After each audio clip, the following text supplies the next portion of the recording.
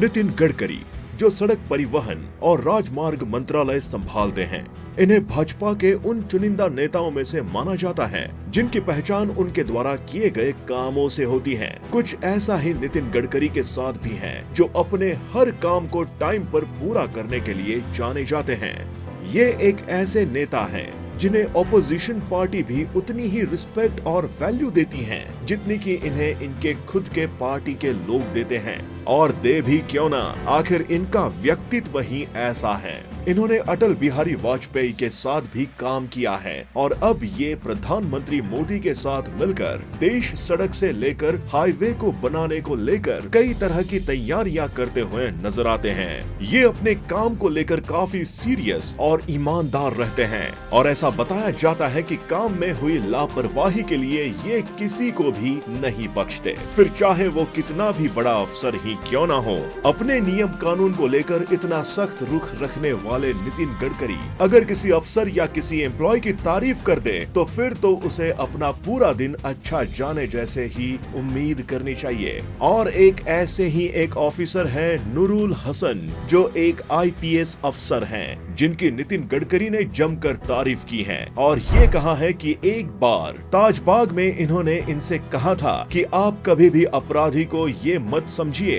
कि वो किस बैकग्राउंड से हैं, किस पार्टी से हैं और किस जाति धर्म का है, क्योंकि किसी भी अपराधी का कोई जाति धर्म नहीं होता है, वो सिर्फ एक अपराधी होता है।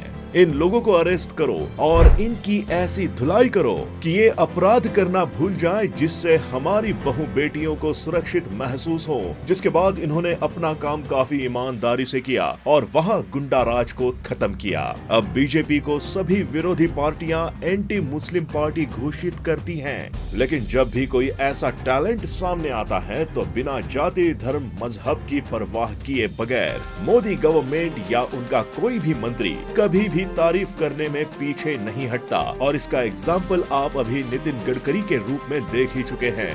आइए और आगे जाने से पहले जान लेते हैं IPS नूरुल हसन के बारे में थोड़ी और डिटेल।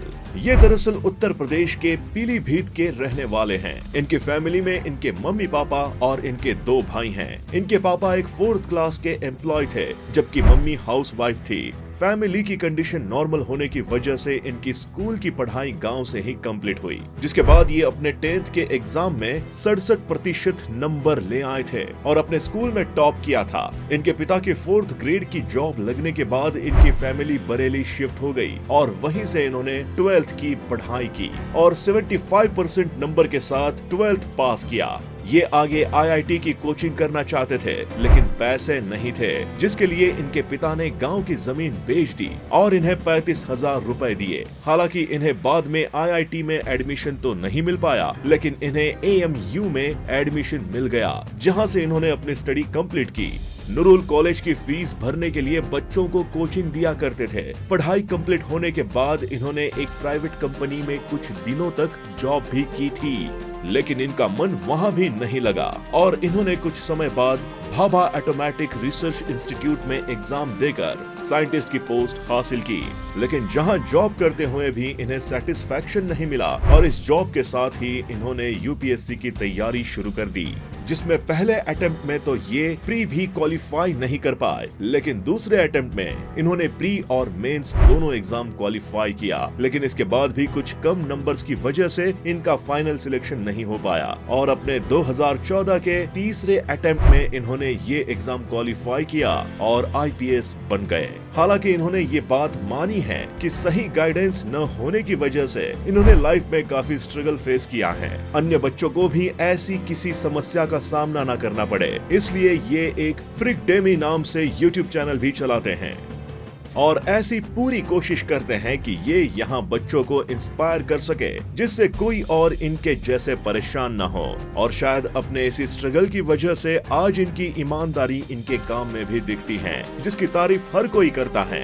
तो आपको इनके बारे में हमारे द्वारा दी गई जानकारी कैसी लगी, हमें कमेंट करके बताएं। इसके साथ ही अगर आपको वीडियो पसंद आई हो तो इसे लाइक करें और शेयर करें।